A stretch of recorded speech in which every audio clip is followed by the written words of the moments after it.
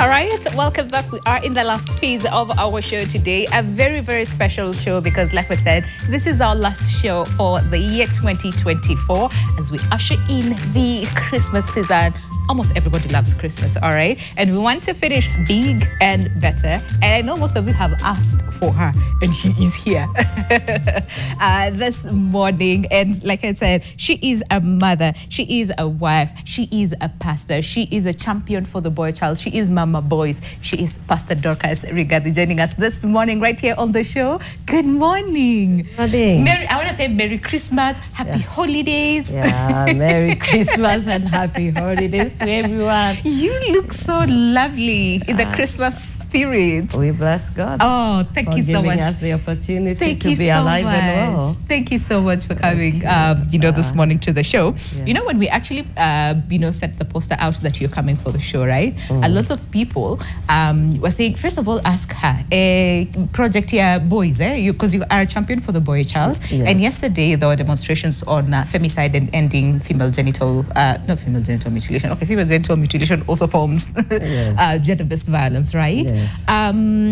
So just want to hear, your view, your comment on the same. And now that you are a champion, not now, but you're always been a champion for the boys.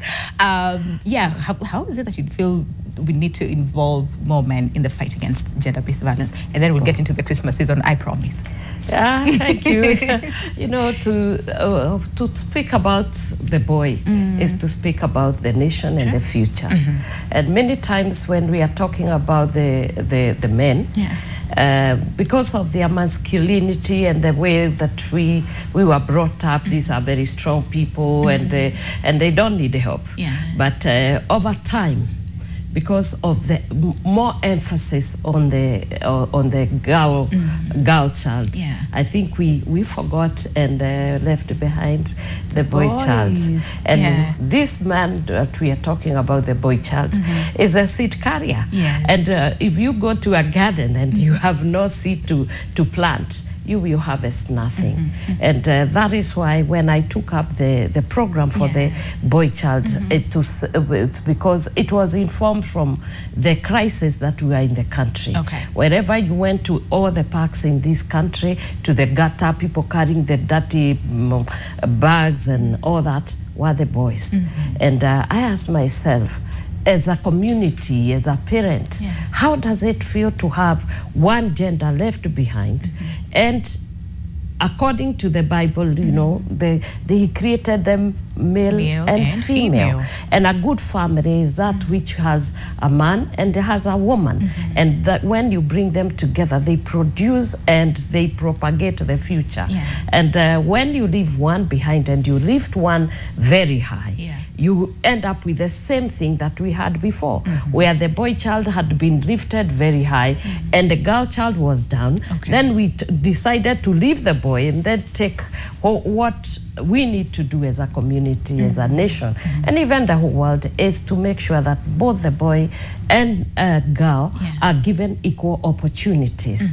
And when you talk about the FGM, it can only be eliminated or it can be ended if we involve the male gender. Absolutely. Because if you think about it, in our culture, in our society, the men, actually, we are patriarchal, and we must admit it.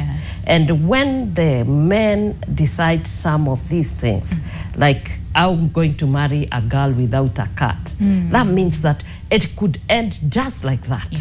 And that is why I think we need to take care of the boy child who is out there. The crisis is not anything that we need to say.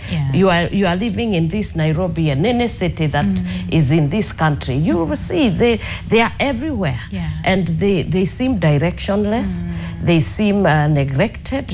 And for some reason, that gender-based violence you are talking about is the anger that these boys are holding towards a progressive woman who now looks like a threat instead of being a help or a potential help to them. Yeah. And therefore, we need to look at this matter and crisis in a more in-depth manner. Yeah. And that's why you saw I took up the rehabilitation of the boy child, which we did over the last 2 years, and we were successful by God's grace.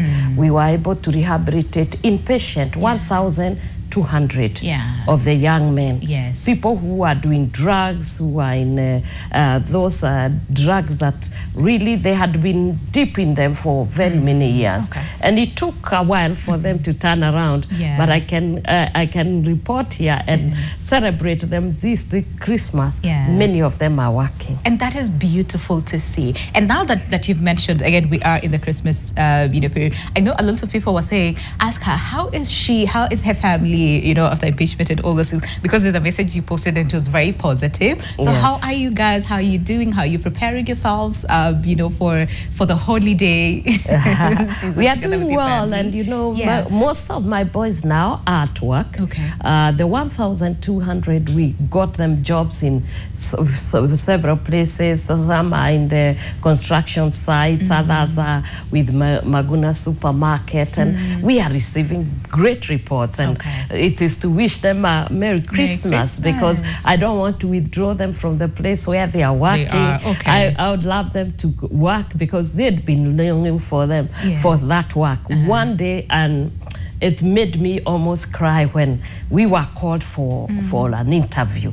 And when the 500 boys came and they were being interviewed, they said, we have never, nobody has ever recognized us, even to call us to imagine that we are people with a brain or something. And those who did not even qualify, they were very grateful that they had been called for that interview. And to them to go back to work and to be functional, I think it's been great. Wherever they are, I really want to tell them that I love them, and they continue to do good and continue to keep safe and clean. Mama boys, I like that. I like that. Let's speak about you and this Christmas season. Like I said, you look really, really lovely.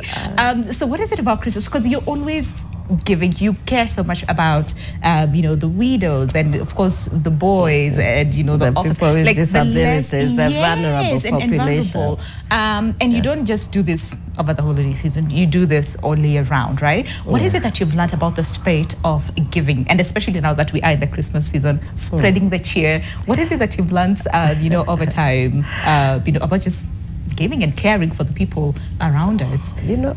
Christmas and the cheer that goes with it originates from our Father in heaven. When he loved the world to the level, even when it was lost, he wanted to bring us together. He came into the world in a small babe called Jesus.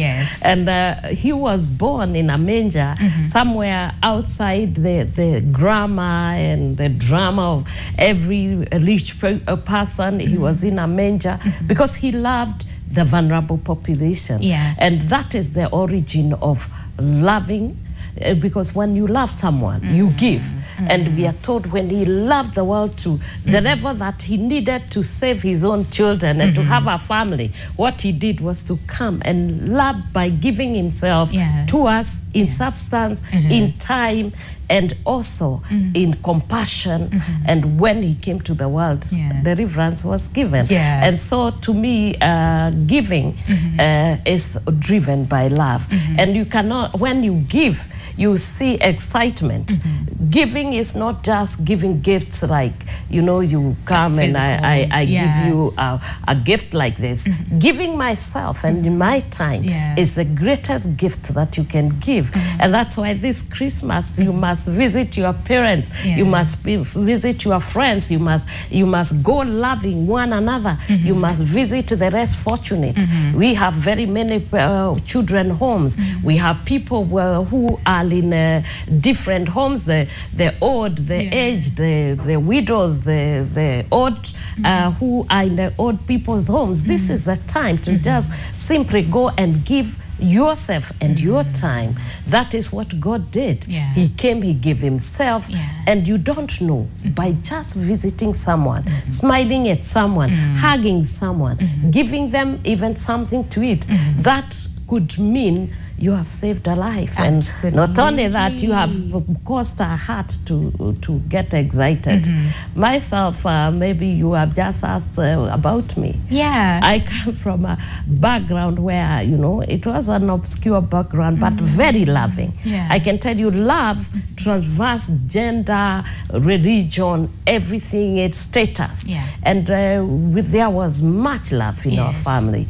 But we came from I grew up in a ghetto in Thika. I tell them people this way, and they say, is it possible? And it is. And those humble backgrounds teaches you the power of giving, the power of fellowship, relationships, because it is in those, if you go to Kibera, you go to Korogosho, you go to Mukuru, you'll find that people live like human beings. Absolutely. They love one another, they engage with one another. If you have salt and the other one doesn't have, they just come with a bowl you give them. When other people are starving, you don't just eat and throw away. You know that your neighbor needs to be loved. And I grew in such a background, and I also saw the suffering that was there. So as God continued to bless me, that is why you see I more gravitated towards giving, because I was given. I am here by the giving of many. I'm here by the love of many. Even my school fees was by just grace, by God giving the people to be able to touch my life. And you see, a lot of people actually don't know, you know, so much about, because I was listening to your story, and you said, yes, there was so much love, but again, at some point, you had to work as you know, house manager somewhere, just to help, you know, raise with fees and all those things. Also, a little bit like stepped out of school so that your siblings can also, you know, continue. Like, there's so much sacrifice that you've had to, you know, like put, and not just growing up, but even now, like we're seeing that even, you know, well, both of you were still, you know, actively in politics. You never lost that side of you, and that is empowering, you know, the widows and caring for them, caring for the persons with living with disabilities, the boys, mama boys, right? So if you had an opportunity to change one thing about, say, like human beings and how we relate, you know, with one another, and even like in the spirit of, again, Christmas, what is it that you would like to see change? One thing I would love to see change is the way we relate to one another, the way we view one another, the way we treat one another. You know, we are all of one origin. We are one family. And the one thing I would like to see is love flowing from people, because when you love one, you cannot harm one another. When you also support one another, you know you are supporting yourself. Because even though you became very rich and you became very famous and very popular, and all around you are poor people who cannot even have no food on their, cannot put food on their table. They have no clothing. And you have a nation that really is lacking in everything, that people are struggling, people are suffering, people, you know, they want to express themselves. All you need is to become a human being. You need to just look in the with a godly, divine eye to be able to understand and empathize with one another. And that can only be grounded in love. And you know, that's why the Bible says God is love. And once love captures you, you lose all manner of pride, arrogance, and you start to see each other and you support one another, not because you are this tribe or the other, you are this sex or the other. You see people in the image of God and what the potential they hold. Because even the person you go and find sleeping on on a stretcher or on a, sitting on a wheelchair.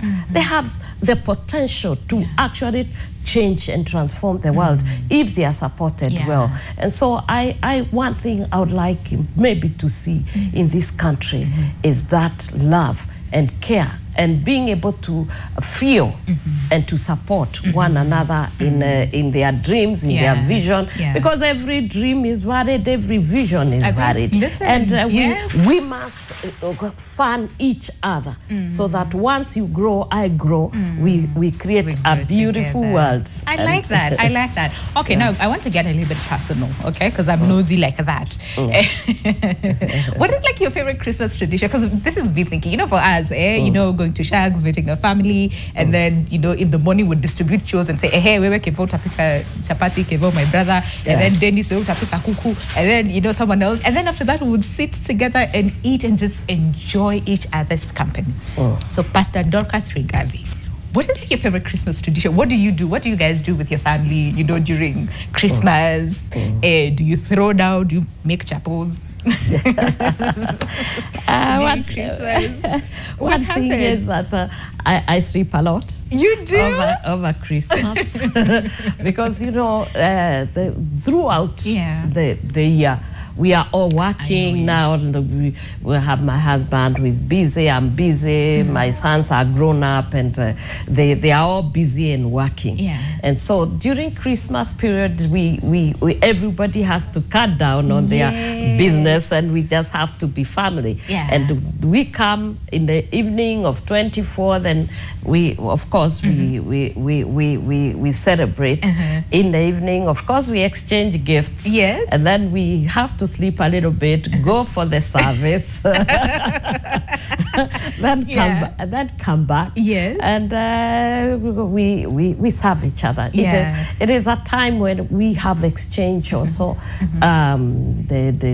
The young men tell us about what's been going on in their lives, and we are telling them of our challenges, and they tell us of the challenges that they have gone through, and we encourage one another, celebrate, and not only that, we also go to visit our relatives. I like that. We go to visit our relatives. My mom now passed on 3 years ago. That is where we spent one Christmas at our late mom's home, and the other one in the late Rigathi's mother's home, and we would go and celebrate with the entire family. And speaking of him, I know lots of people are like, so how's we love to call him Rigiji. You know, how is he? How's your family doing? He is alive and full of life, and he is himself. Many people misunderstand this man, but he is a home animal. He's a great man. He's a great father. He's a great husband. And also those who have come across him and in close range, you see another side that he doesn't. Maybe many people when I hear them out speaking out there, I don't know even who they are speaking about. In 10 seconds, what would you like people to know about him that they don't know? Because we have to end this. What is it that people don't know that you want them to know? One, he's a father. He's a good husband. He's loving. He's progressive. He's one person who would desire to see transformation and change, where this country would go to the place where every person has access to healthcare, has access to food, and they are secure, they are well sheltered, and where the people can be able to express themselves. In truth, truthful men, like you said. All right, I mean, again, like you said, we are in the spirit of giving and spreading the Christmas cheer, and you've also you know, come with gifts that we can, you know, share with the people. So as we have them you know, brought here so that people can see what's the where we knew so as we have our producer help us bring the gifts here, So what would be your Christmas message to the people who are watching us this morning? And also, has life changed much? After active input, has it changed so much for you guys? And what is it that you'd like to tell people? Christmas I can message tell you that Christmas is going to be a good season, and I think the Christmas is what you make it.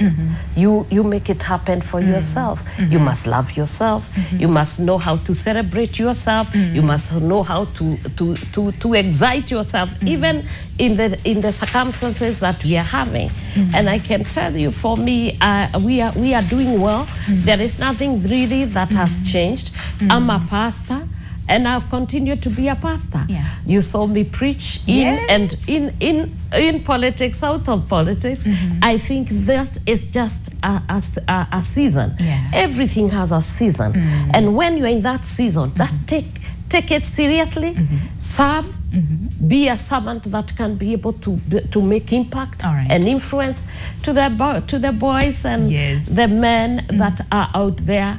I would like you to celebrate Christmas sober. Make sure that as you are driving, please do not drink and drive. We want to stay alive. We want to have your families arrive where they are going. I want everyone, wherever you are going, whether you go to the coast, you go to the north, you go to the south, I would love you to stay sober, stay alive, and celebrate. And above all, remember your parents, go visit them, call them, give them some gifts. Today I did come and with 30 bills of unga that you can give to any of the people so that they can be able to celebrate with us. I believe that you cannot... There we have it. Oh, wow. And this is just some, like you said, a lot.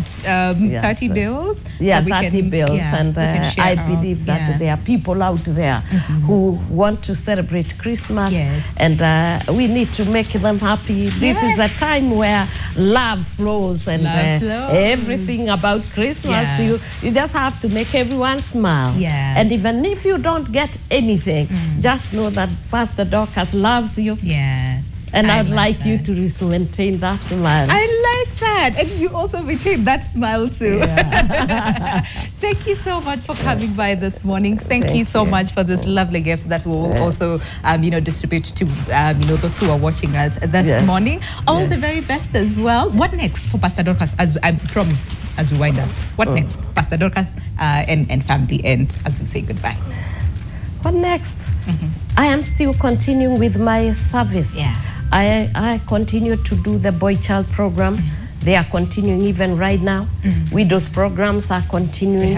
And those who are watching us, and maybe you would like to buy some trees, my widows have made some, have grown some seedlings, and we have like 500,000 seedlings, and those who would want to buy, you can contact the Dorcas Rigathi Foundation, and we can be able to make those women happy. That is the empowerment we are doing for the widows. I like that. So spread the Christmas cheer by buying even the trees so that they can start their own businesses. All right. Thank you very much. Thank you so much. Okay, so again, Pastor Dorcas, I know you love to sing and I know all those things, okay? So you, as we say goodbye, take us to the break with a Christmas song, your favorite, as we end the show. Which one is the favorite?